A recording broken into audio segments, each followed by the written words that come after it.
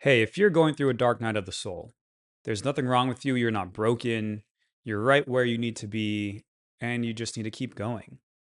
It can be hard. It can be uncomfortable to experience what you're experiencing. Know I've been there before. You can reach a point where you're questioning a lot of things. Why you're doing what you're doing. Why you have been doing what you have been doing. Why the last X number of years of your life looked like the last X number of years of your life, why you lived them the way you did, and how your decisions now are changing things. Maybe there's loneliness, maybe there's some depression, some stress or anxiety. These are all normal things. And by normal, it just means part of the process because as you begin to evolve yourself, as you begin to take steps in a direction that's different from who you used to be, you are now walking in a path that is unlike the ones you've walked before. And there's discomfort in that. It's new, it's foreign, it feels foreign, but the more you do it, the more you will find your stride and find the comfort in what can be initially something that feels unnatural and uncomfortable. And this happens a lot, I think, in people who have reached some level of success. That could be financial success, it could be relational success, lifestyle, whatever it is. And you get to a point where you realize the thing that you've been chasing isn't actually the thing that is going to make you happy or bring joy or fulfillment into your life and into your soul and your being. And so we question if what I have attained is what I want to continue to work for or work for things that are similar. In my life, I was a digital nomad for 2 years full time, making a Silicon Valley salary basically. And I was in South America, I was in Europe, I was in these places that were lower cost of living, making an American wage. And I was like, this is the life. And a lot of people would dream to have that life. This was before COVID. And in some ways, I was miserable. I was alone. I felt surrounded by people and still feeling alone. Right. And so I started to question and I started to make different choices and different decisions. And that led to the process where I had to go through my own dark night, my own process. And there's a lot of emotional processing that needs to happen there. And so this is all part of the journey to come back to who you are meant to be, back to who you are, your soul.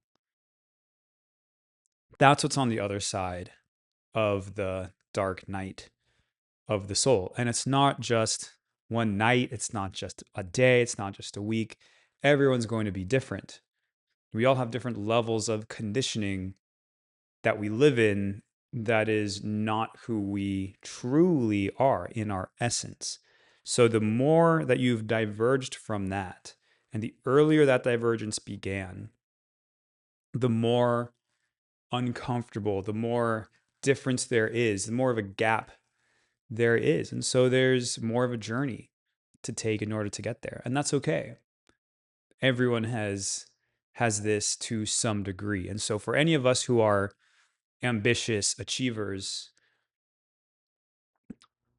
we strive to check off that checkbox or to get that reward, to get the car, to get the watch, the house, the girl, whatever it is. And so we have to become a certain person in order to achieve those things. And after we achieve those things, we realize, cool, I got that. But that's not really who I am. It's not who I want to be, the person to keep working for these things. And so we want to be more of us because that is where our fulfillment and joy are going to come from when we are aligned with ourselves and we have self resonance coherent with who we are supposed to be, with who we actually are at this deeper level that we just haven't found yet. And so there's the journey to get there. And money doesn't buy it. Therapy doesn't always get you there, usually doesn't. Meditation doesn't help you dig your way there either. Kind of can be distracting. Business coaches, they're not going to get you there. So, in a lot of ways, a lot of the tools that we've done, that we've used to become successful, to reach the level of success that we've been striving for, don't necessarily help don't help us achieve the level of self-resonance, self-coherence that is going to help us exit the dark night of the soul.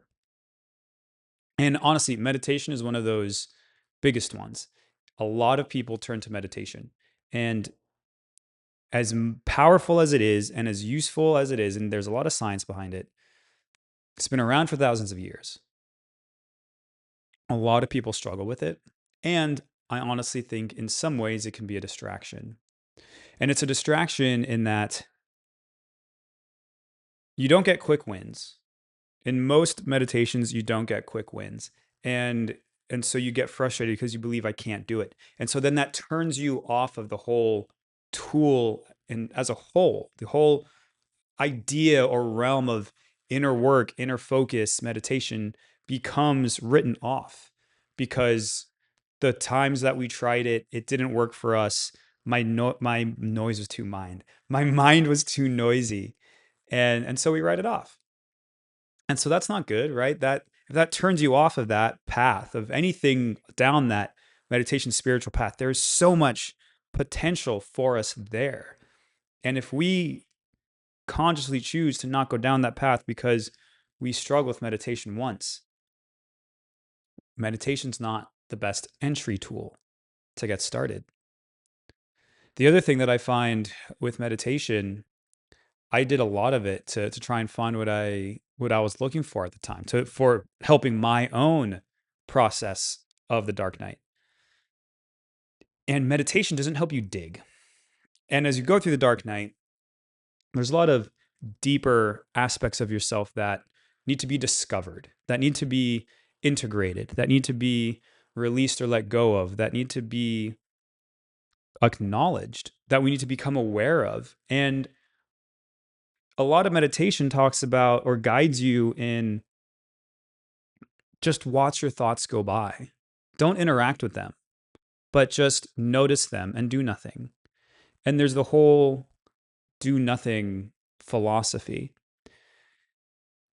And what I found to be the best tool is doing something, doing something in my mind so I can find the things and let go of the things and release the things. And meditation doesn't teach you the things to do, it just teaches you a nothingness. It teaches you a just be.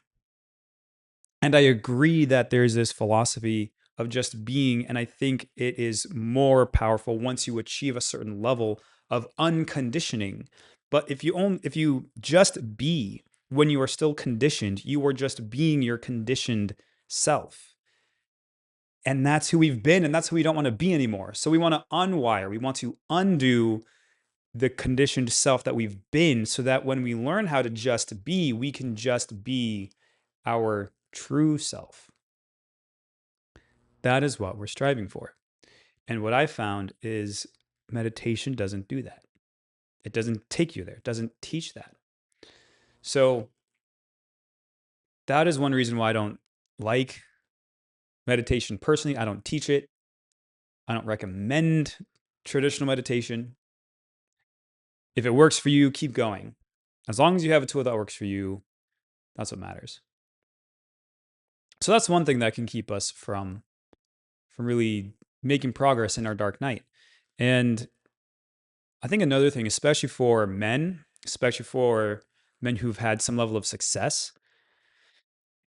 is there's this aspect of us that wants to stay appearing strong and successful on the outside to our peers.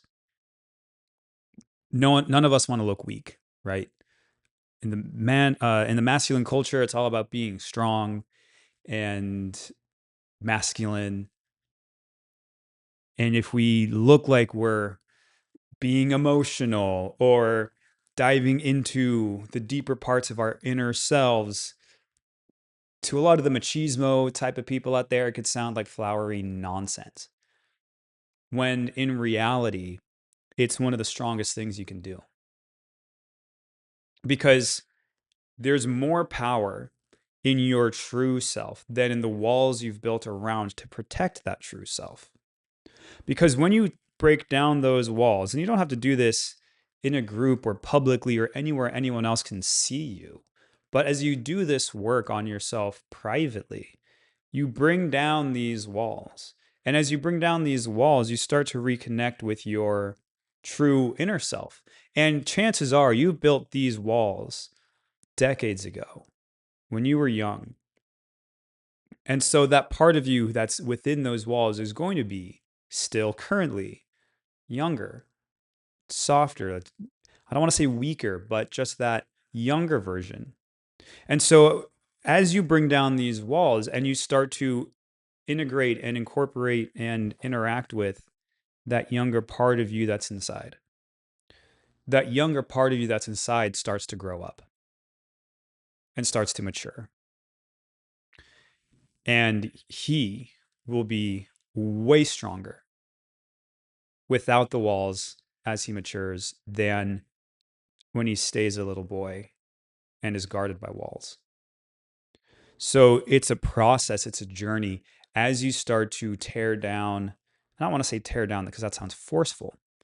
As you start to remove the walls that you've built, and this can be part of that dark night of whatever you're going through.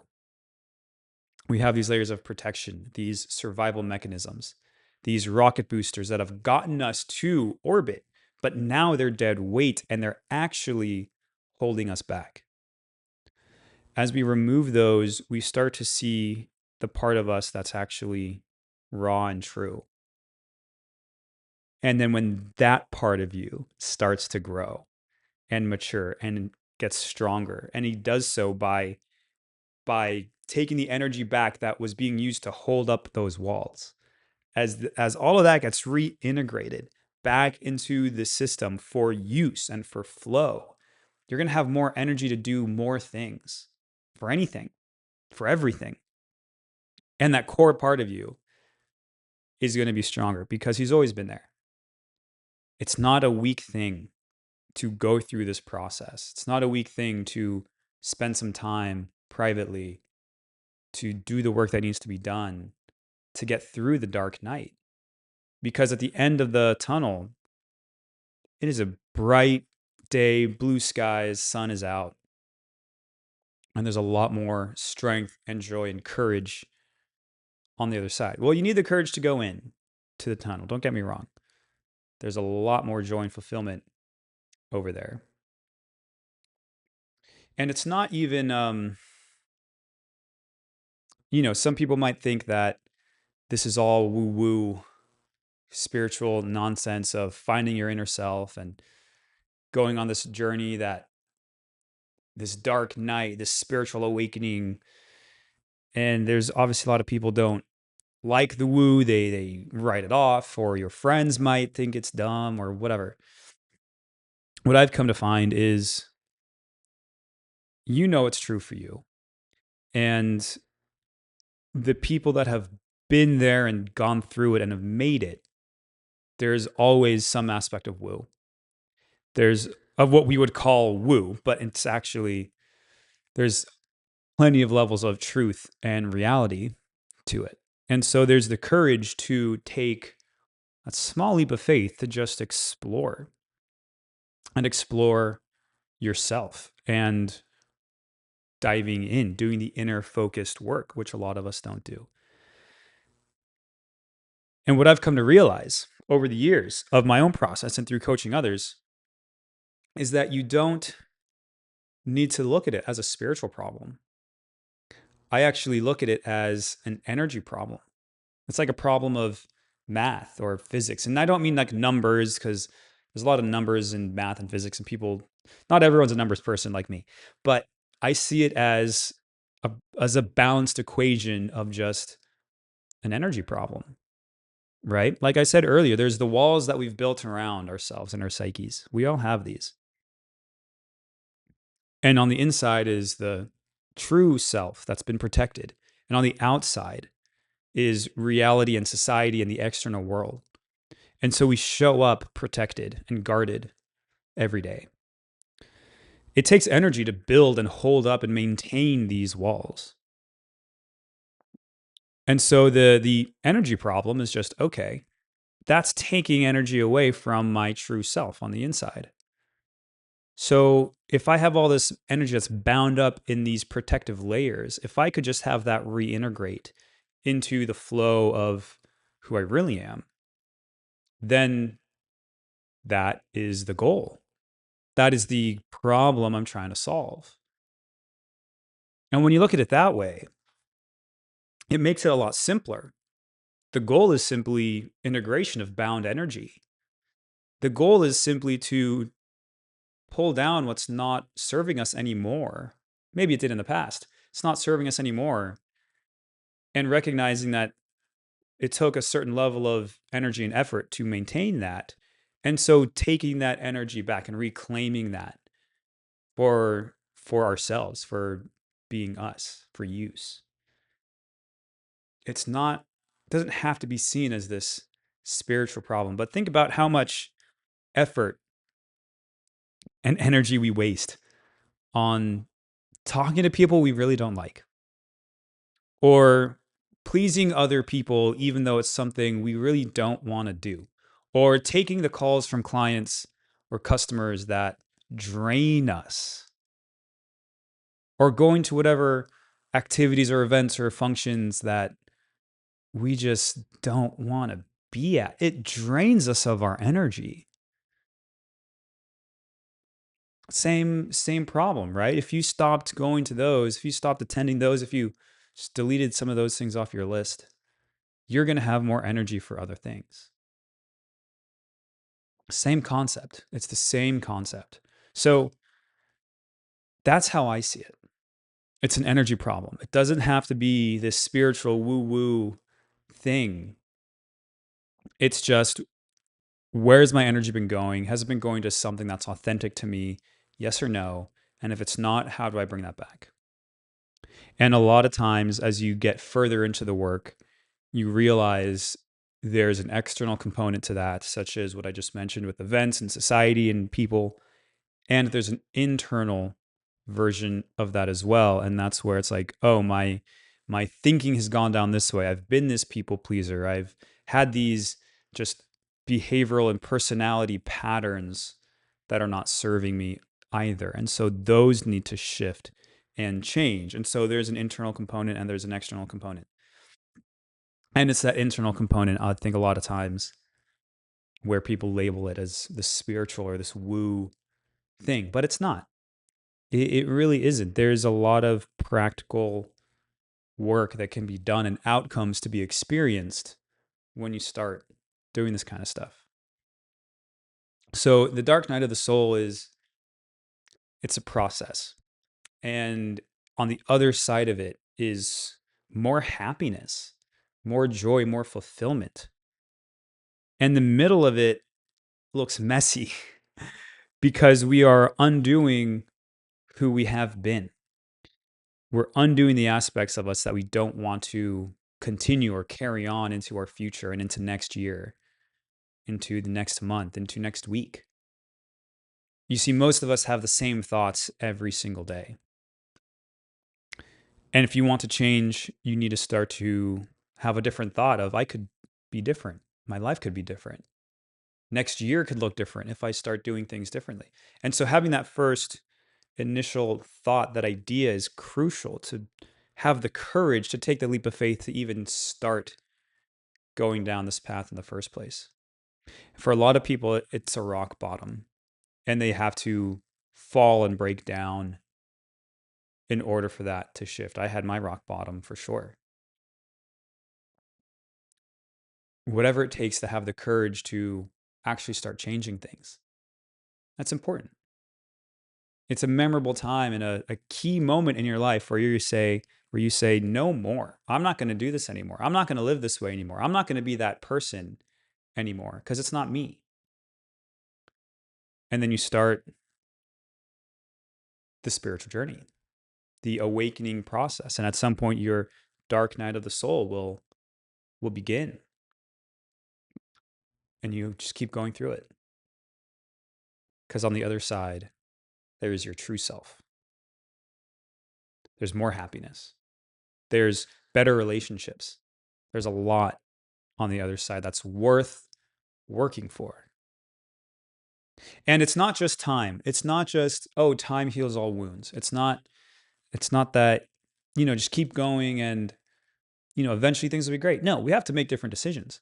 We have to use better tools. We have to do the energy problem stuff. We have to go through and do the processing. You can't just sit, twiddle your thumbs, So it comes down to a question of how bad do you want it? How bad does it hurt? How uncomfortable is it to continue living the way you've been living for, let's say, the next 30, 40, 50 years? Is that painful enough? If it's not, you might not change. So that's up to you. If it is, you're going to start making some different choices. And so let's say your dark night is a year long. Okay.